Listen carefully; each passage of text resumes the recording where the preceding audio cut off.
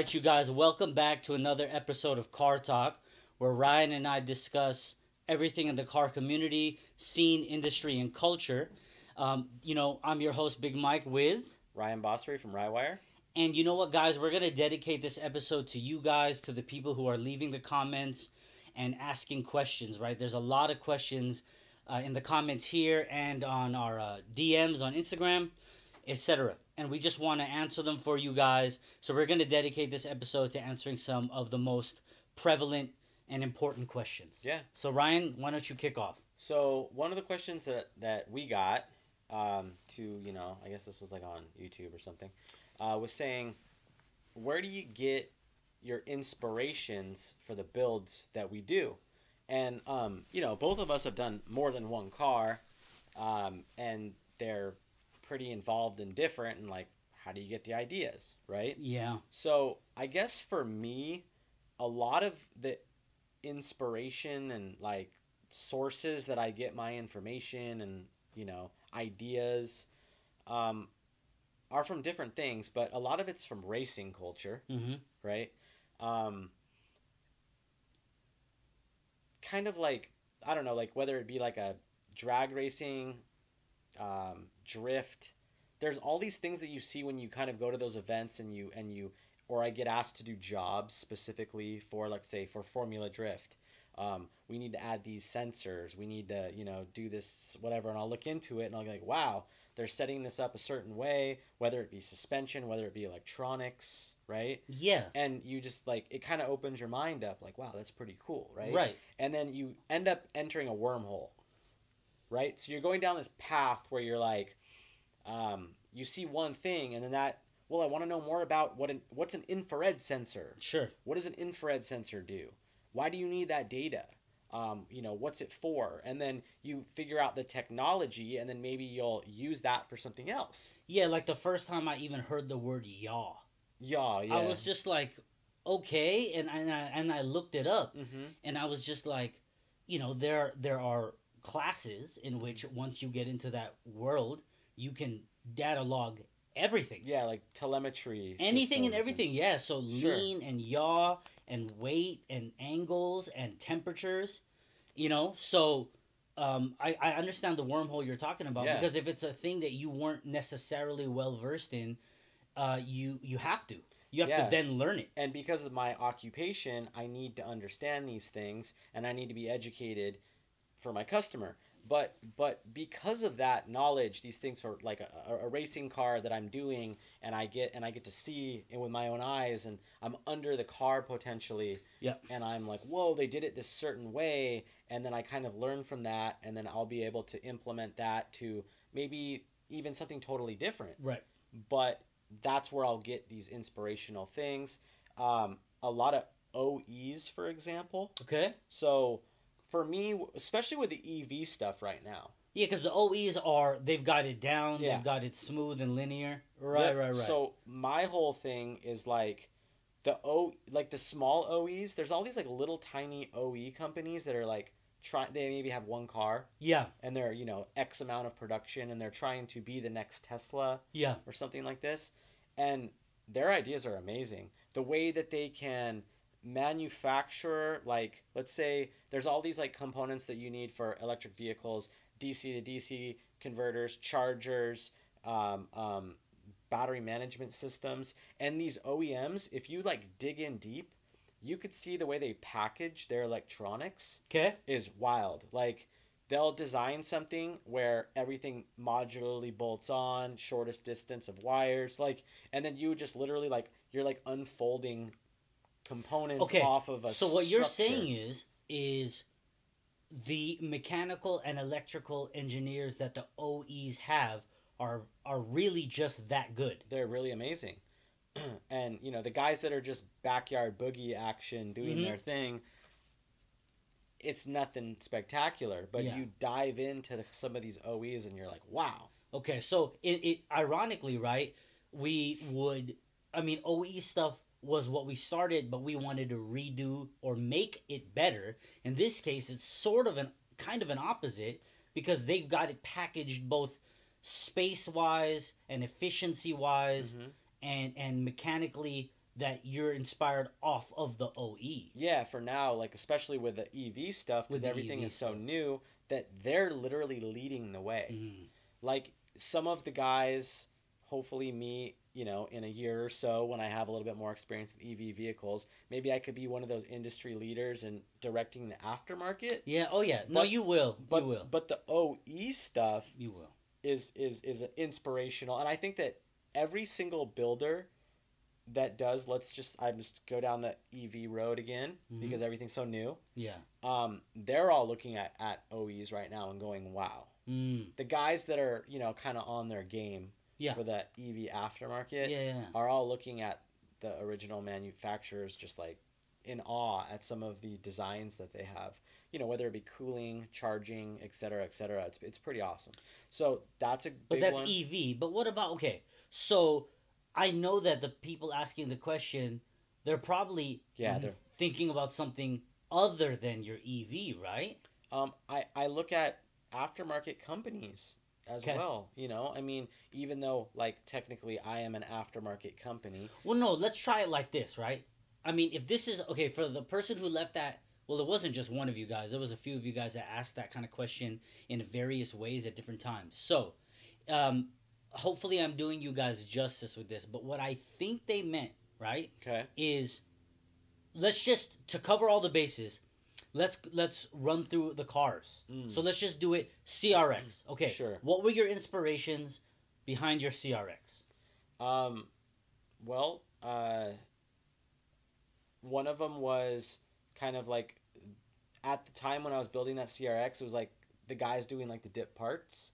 Okay. You know, like So the shiny parts, the shiny parts, but getting then things polished or coated. Okay. yeah, but okay. then strategic things. Like I remember, I wanted to like chrome the rear subframe. Yeah. And then I chromed like the cage, Yes. and those things don't structurally matter, Yeah. but it's like a huge impact when you pop the hood and it's like Sure. chrome. Sure. And then also just like colorways and things like that. I was inspired for the color of the green CRX. Yeah. Was from a Lexus color. Yep. That Yeah. I thought, you know, I saw a woman at a gas station. No, at the post office. Was it jade green? Desert Sage. Desert sage. And I remember just going like, wow, that is an incredible color. Oh, And yeah. and it had a little bit of chrome like accents on it. And then that's what I just saw the two together. And I Yeah, was when like, Lexus came out with it's- those cars, it's it was pretty hot. It still is. yeah. It's a beautiful color. And then I like asked her, I was like, do you know, happen to know the color code of your car? And she's like, this is like an old lady. Yeah. Right? She's like, oh, I do, because people keep asking me, so I looked it up. It's Desert Sage Metallic. And people still ask me to this day. That's dope, man. Like, what color is on that valve cover? What color is on Yeah, your CRX? And I'm just... All right, I so don't- the color, Mm. Lexus, dip parts just from various one or two Other people. builders. Yeah, yeah, yeah. Yeah, I thought it And was then really cool. the combination, obviously, was you. Right? Yeah. Desert Sage, and then Chrome, couple of, other tones, right? Like and then like for like the whole like tucked bays and stuff, like the Volkswagen crowd, because Mhm. they were doing these like tucked engine bays, and I never really like loved the look of it just being like nothing but an engine, Sure. but that was inspirational. Yeah, the to know VW that guys kill that look, Yeah. but I've never wanted to do that either. I don't want to like go as far as to like hide every single thing possible. Sure. Like on my EA Civic, Yeah, I deliberately put the wiring harness right there on the boom firewall. very yeah. high up. Yeah, I was gonna get to that, you guys.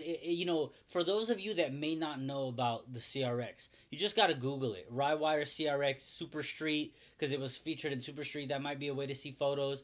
And if you just do that, Desert Sage CRX Rywire K swap or whatever, Mhm. you're gonna find it, and you'll be able to see the car we're talking about. You got right into it. I was about to bring up the EA. Yeah. For a lot of people that don't know, the EA is actually kind of minimalistic in the engine bay anyways. Yeah, true. So when you cleaned it up just a little bit more, a lot of people think that you shaved the whole firewall. Yeah, Honda did a really nice job in Mhm. just not having very many things mounted in the bay, Right. and right. it's just very clean. Yeah. So you remove the wiring harness, Yes. you remove the headlight wiring harness. You know, Yeah. everybody likes to just run it around, and I did. You remove the fuse box. I did. I don't have a PDM in the car, so there's no fuse box. Yeah. A few other components that emissions devices that I wasn't yeah. using. Yeah. Dude, like, It cleaned up very well. Yeah, and then all you do is just run your normal stuff, and Yeah. it's like looks like that. I didn't do anything like super special. Yeah, you know, when you guys look this car up, the EA, or you know, many of you will already know it. When you look at the engine bay pictures, a lot of people, because of the white, it's just so clean and it washes away everything. You have the gloss of the clear, and it just sort of, in some ways, you know, if you had like a standard manifold, or like if you did like, you know, some type of like smaller plenum manifold, it would be like a different kind of look. Yeah. But you guys, it's, you know, it's just people have been like, oh wow, you shaved your firewall, and you like really didn't though. Yeah, just the giant holes. Just the holes, cleaned but up. people think it was like smoothed out, and to this day there are people who ask you questions about that. But see, I kind of feel like that's an example of when you do something that really stands out.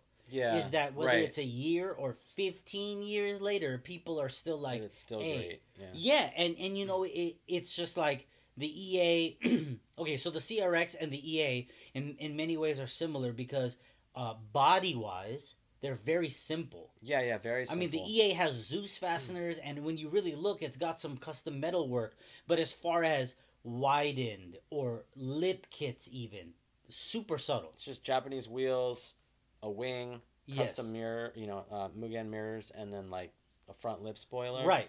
But then, of course, which we covered it in a different episode, the Integra is where it went a little bit more dramatic. Yeah, that was like As far as the body. that was like circuit inspiration. Yes. Like it really all, like we said in a different episode, it kind of started with the ability to know that the Motec can do a pneumatic paddle shift. And then it just fucking went nutty after snowballed, that. yeah. So then that, an inspiration for that car was having the Motec resource Yeah, and having yeah. them support me in have it do the pneumatic shifting. Right. And then the gearbox, figuring out that the gearbox and all these just components compiled Yeah. together. But yeah, obviously for the exterior, the 911 Porsche was a big inspiration. Yeah. For the other white S2000, the Mugen wide body one, that one. I mean, it was funny because that car was actually inspired from the EA Civic. Yeah, right. Even The though it's white with the sage. Mugen theme, but then obviously Angel, the owner of that vehicle, he wanted it crazy wide, whatever, but then he actually was like, I want to buy your EA. You want to sell it to me? I'll pay whatever price, because he loves it. No. And I'm like, no, I'm not interested in selling. Sure. But so I surprised him. I don't know if you remembered, but I got that valve cover painted and the lines and everything Without telling him. I didn't even tell him. Yeah, And I I'm do just remember like, that. Boom! I took a picture and texted it to him, and he's like, "Fuck Yeah, because he loved that tone and that combo. Yeah. On the EA. Exactly. So that's cool. And I mean, it's the same exterior color. Mhm. So I was like, well, let me give him the accents, same Yeah. as the EA. Yeah. And then he was like, loved it. Yeah. Because it's exactly, then it's like, oh, my bay is like Yeah. that. Yeah. Well, speaking of the EA, you had one or two people, some notable people, offer you some money for that car. Yeah. Like way up there. Mm-hmm. Okay, so if you don't mind saying it now, not who, but what was the biggest or the best offer for your EA? Okay, so here's the problem with that. Okay. Is that it was around like 20 or 25,000, Okay. which doesn't seem like a lot, but that was like 9 years ago. Yes. Right when it was done. Yeah. 6, 7, I don't know.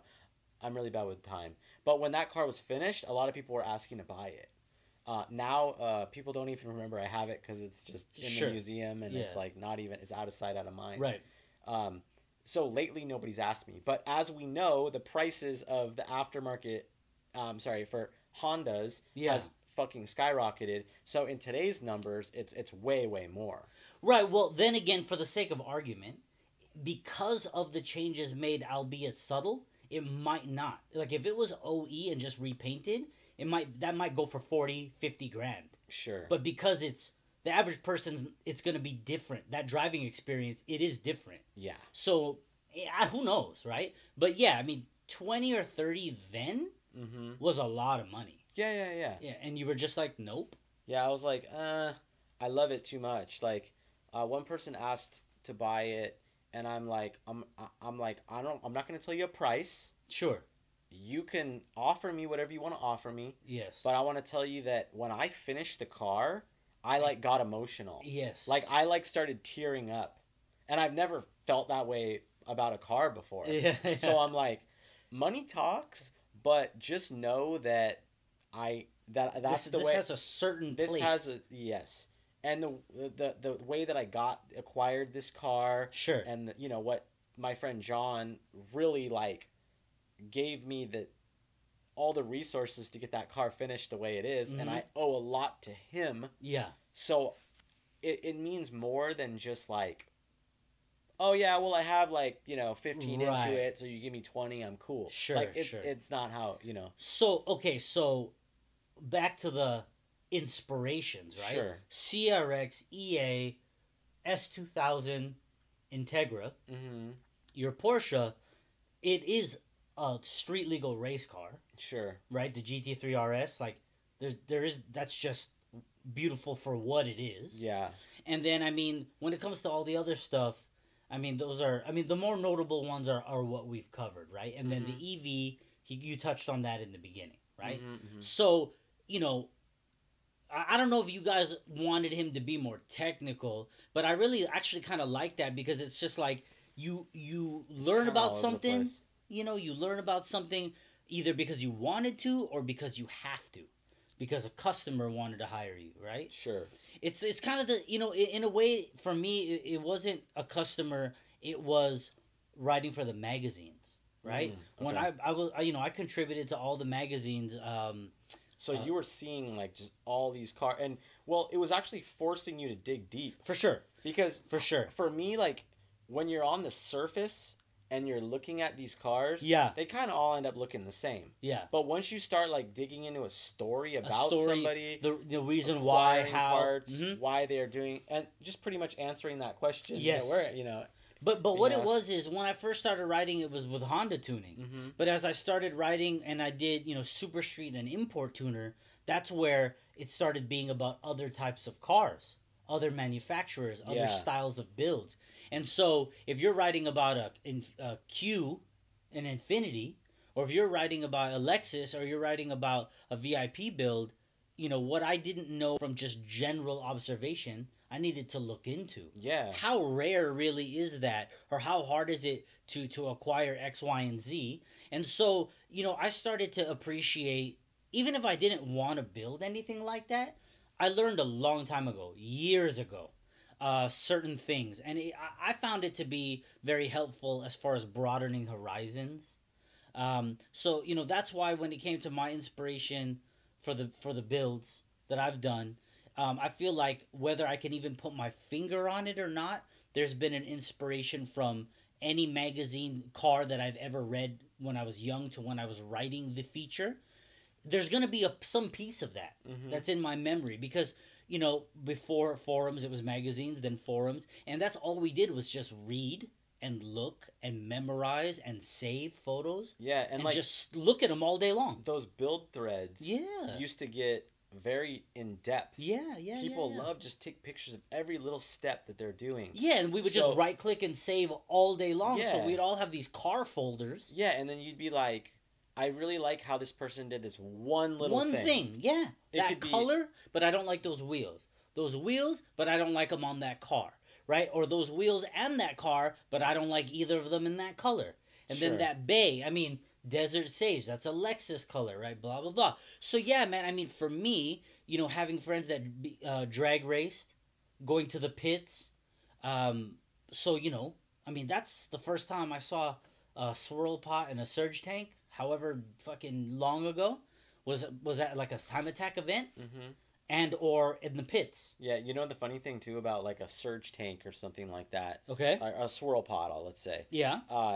The swirl pot that you probably saw was the most bootleg ass shit. For sure. It just worked. For sure. Right? So then what your mind did, and this is a perfect example, that's why I'm talking about it, is that you saw a swirl pot with some a rubber hose, dude. Shit and blah, blah, a blah. long ass rubber hose. Works. It totally worked, yep. And then you're like, damn, that's very functional, and I really like that. Yes. But what if you made it very, very, very nice? Yes. And then you added one more little thing and a little thing, and made it a nice Just color. clock it this way. Yeah, use make an everything- AN line. make Use a everything steel line up a braid certain line. way. Yeah, yeah.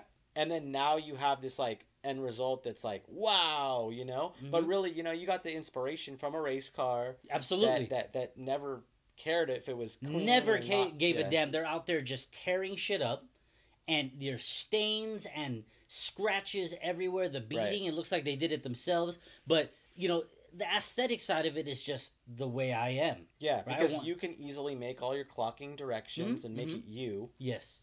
but then the ideas are taken from. But the inspiration came from there. I mean, you know, SEMA's another perfect example. There's such a massive variety of styles of cars, from, you know, good to great to some of the best ever. And you could just go walk around and observe. And I've been blessed to be able to attend SEMA and or participate, which we've touched on. But that's one way. So you have the internet, you have events, you have races, you have online, and then you have something like SEMA, which is just a conglomeration. And truthfully, you know, walking over to look at the off-road vehicles, walking over to look at boxer engines in a Subaru, 2Js and RBs and you know, just, I don't know, man, all of that, you know? Yeah, 'cause sometimes VQs and sometimes- L series and stuff. Right. Sometimes they got to do things because it's a necessity on a certain kind of an engine. Mm-hmm. And then nobody really ever thought to like maybe implement some of that technology Yeah. to, you know, another Yes. And so that's really what it is, guys, is that I just took the time to appreciate all kinds of cars because I was writing for the magazines and I was, you know, freelancing and being given a feature that wasn't a Honda that I knew about just with everything that I had known. It was something totally different. So studying, appreciating, attending races, attending shows, attending meets, garage life, and just everything, and it all kind of comes together, and then you put your own take on it, and that's how I executed mine. So you know, those are just a couple of examples. You know, it's really just about appreciating other people's styles, and even if it's like you said, one little thing that you're like, yo, they killed that. I don't like this whole car, but I like the way they did that, and that could have been 10 years ago. And that's totally happened to me. Yeah, could have been 10 years ago, or it could have been 10 months ago. I could see like a funky ass like Mazda Miata road race car. Okay. That some like 16-year-old kid like built with his dad or something. All right. And then you see one thing, you're like, damn. That's a totally That's cool a mod. really cool idea. Right. And then right. you just like run with it. Yeah, and that's just truthfully what it is. So I think there's ones where we can put our finger on it, and there are ones where we can't, because when you go back to the magazines we read, you go back to the forums that we scrolled through, and the right clicking and saving, you know, like I think there's a piece of that in everything that we do now to some degree. And that's one reason why I feel it's so important to consciously give credit to people who did it before you. Mm-hmm. And that's sort of considered to be a boomer way of being. Is like, if you tell people, oh, you should acknowledge the people who came before you, you're just like, oh, you're a boomer. Like, it's our time now. That's back then and this is now. But it's just like, there's a certain respect, but it's also, where do you think that half the stuff that anyone does now came from? Somebody else did it first. You may do it better. You might do it in a different way and clock it a different way, but you didn't invent it. You were inspired, or if some people don't even get to use the word inspired, they just took the idea, right? And that's just what it is, because somebody did it first, and so that's why I believe in giving acknowledgement. Sure, of course. So that's, we talked about Ryan's various cars. I mean, I sort of answered it more conceptually, but honestly, it's the truth. That's applicable to every car I've owned in the last 20 years. But for the builds that have stood out, the EG that was in Honda tuning, the Prelude in its 3 versions, the car I'm building for the client right now, it's all from ideas that I will not say that I did not invent them. I believe that I saw somebody do it in a way that I think could have been done nicer, better, just different. And that's the way it is. So when we come back, we'll go over a couple more of the most common questions you guys have asked us in the comments and the DMs, okay? We'll see you guys in a moment.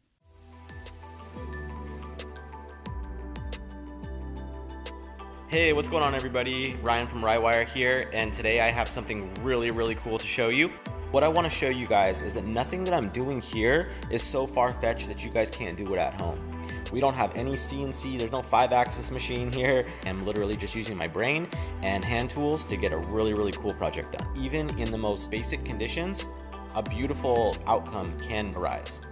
Think Bigger podcast. This is a branch of the Think Bigger project that is a brand and a movement and an ideology that was created to better the community and the culture around it. How you behave in your relationships, how you build a car, how you do anything comes from the way that you think.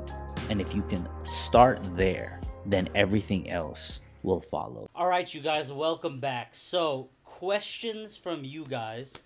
The next one that really came up, which is, I think, a bit of a doozy. Yeah. Okay, Mm-hmm. I think it is. The question, and this is in various forms for various people, so we're kind of just putting it together in one version of the question, and that is, do we think that the scene is better now or worse now than it was before? When we more or less got into it. Yeah, before. I mean, that's what I'm thinking that you guys must mean, is before meaning when we got into it, because before what? Before Christ? Before the internet, right? Yeah, Before superhonda.org or before show. Oh, Super Honda. Wow.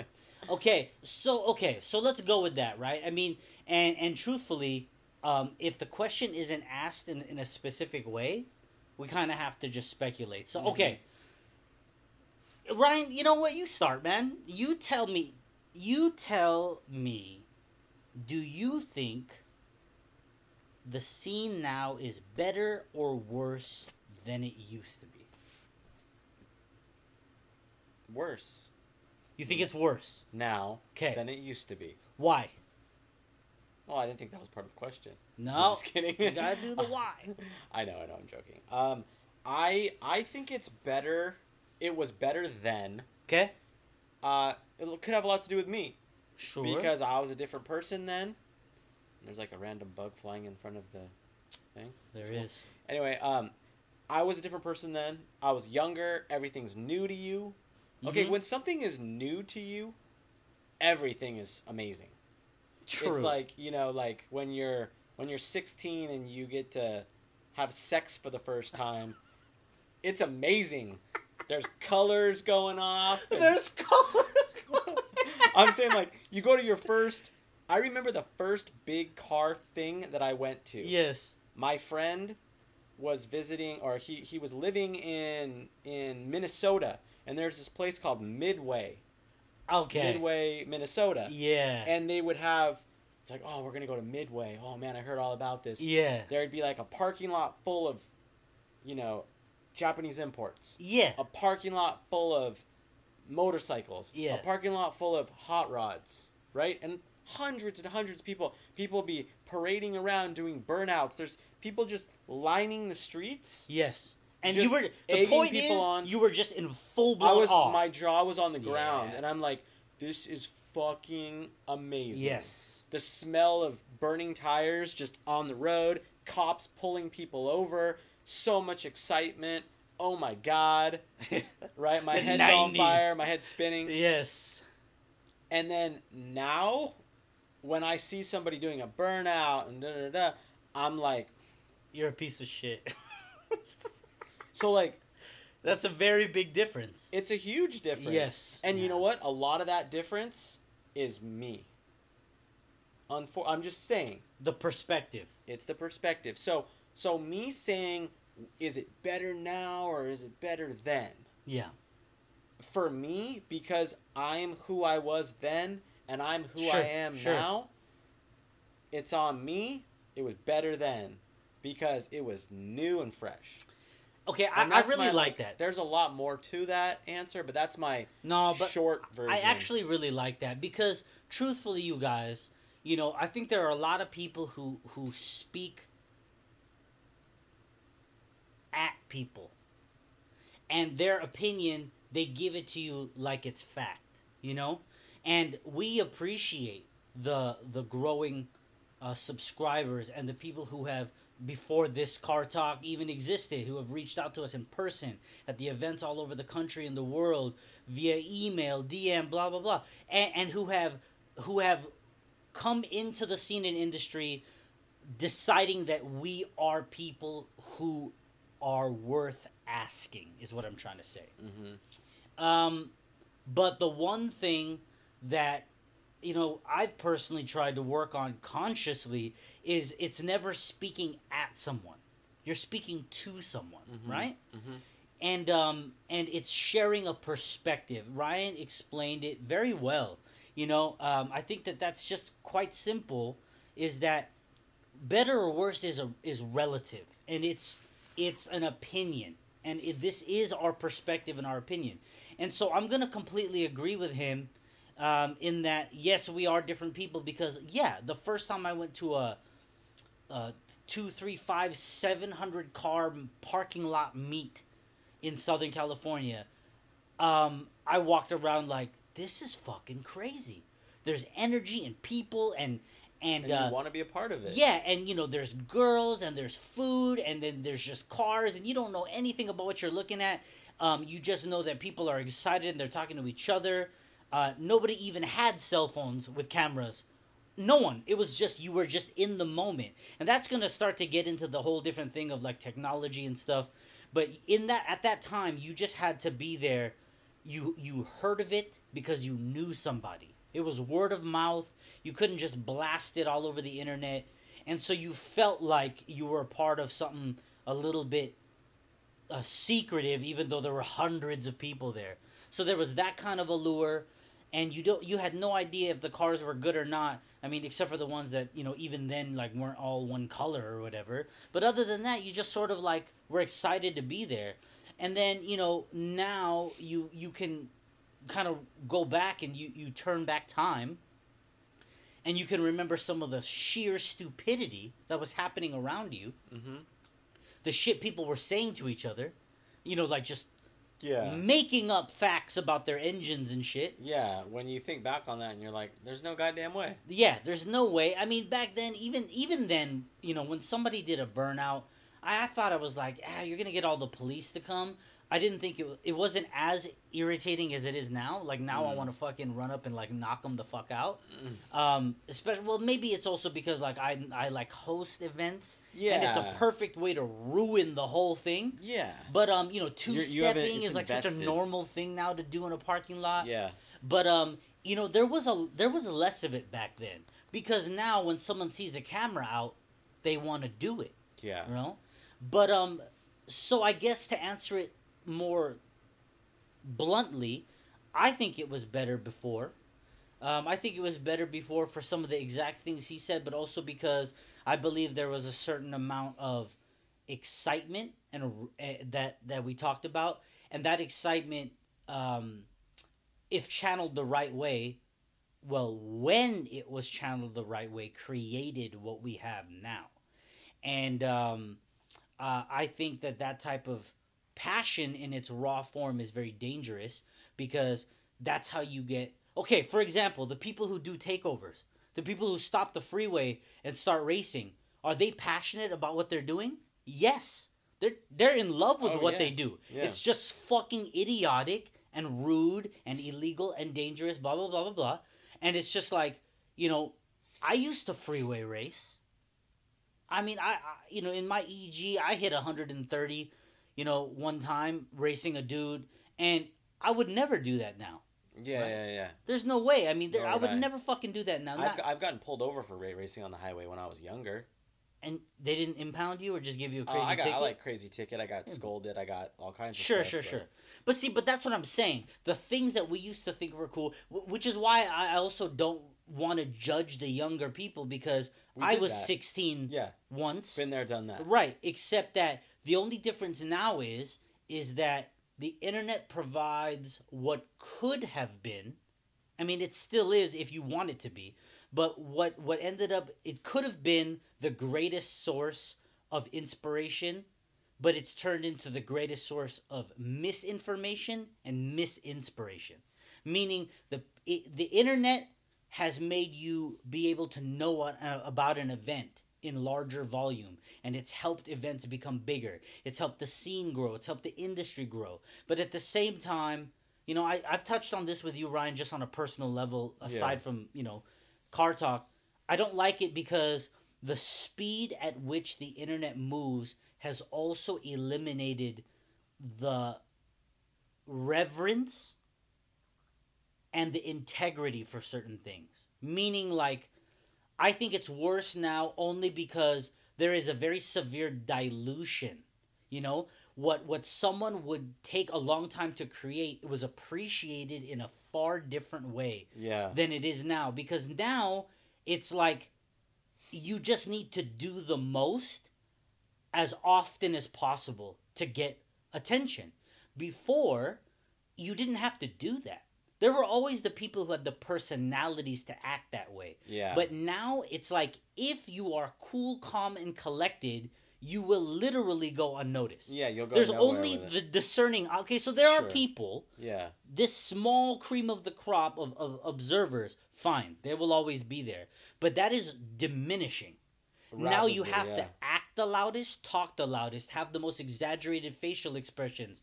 It's build the craziest, widest, lowest, loudest car. So you have cars and now people who are the human version of the car. It's all for attention. It has nothing to do with quality.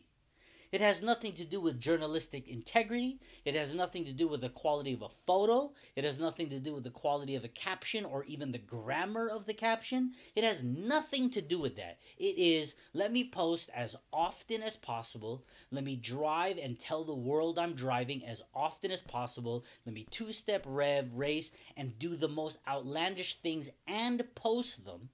And because of that, the reverence, the integrity, the sanctity, that's gone. I mean, I don't even know if half the people know what the fuck sanctity and reverence is. No. Because those principles are just gone, And there are people who it is not gone to them. They still love what we do. They have a very powerful love and passion for it. But there are other people who I think are misguided and they don't even know that they're being misguided. Because all they know at their age is this YouTuber or this Instagram that has the blue check or the fucking 150,000. And we live in a day and age where you have to act like a fucking human cartoon character to get that number. And then, ironically, that number is what makes the new people come in and be like, oh, that has to be the voice or the face. Mm-hmm. And they're not, the only thing that they're a voice or a face of is attention. Right. They are a voice and a face for getting attention. And that is what I don't like, because before you had to do something to get attention. Sure. Now, you just have to act up to get attention. Yeah. Which then I don't like results into different, handouts and different. Yes. It's like, and you can actually monetize. You can completely monetize your stupidity. Like, you literally can present your channel, social media channel. It becomes a formula. And you follow the algorithm. You know how to post, or even if you don't follow the algorithm, you just post so much that you grow, and a company. Which I blame the company for not being more in tune with what's... Sure. I blame the companies. But they just see these grandiose numbers, and they're like, we need to work with this influencer. Man, if you have 150,000 followers, and you got, 72 likes, and, 9 comments, there's some bullshit going on. Sure. Okay? But or the algorithm formula is that bad that it's just out to get you. But, I don't want to go on a rant and rave. I like what Ryan said. It's a matter of growth and perspective. This is a perspective. It's my opinion. But because of that, there were certain foundational reasons why I believe things were quote-unquote better before. But to just touch on all that, this is where we are. The internet is here. Social media is here. It's only going to get faster. It's only going to get more of everything. More speed, more volume, more people, more events, more dilution, and more... potential for either positive growth or negative growth. and we do our very best as people and as businessmen and as passionate car guys to be the people who will help to guide it and you and us in the right direction. And that's what we're about individually, together, and that's what Car Talk's about. So, Pretty much sums it up. I mean, you agree with that? Yeah. Okay. So, you guys, we appreciate you. I mean, I know there was only a handful of questions. There's, we have the list, and we will get to them, but we wanted to stop in the middle of all the other subjects, dedicate an episode to answering at least a few of those in as thorough a way as possible. Ryan? I think it sums it up. If you guys have any other questions, then please feel free. If you don't like our question or our answers, I guess Tell us. Let us know Yeah. why, but don't just say that's I didn't lame, like it. Like, let us know. Like, Yeah. what did we miss? We might have missed something. Yes, and we will, you guys. It doesn't matter if there's one comment or 1,000. We're going to make the time to look at them. DM, email, Instagram, comments here on YouTube. Okay, we're gonna do it. So we appreciate you as always, and we'll see you on another episode of Car Talk.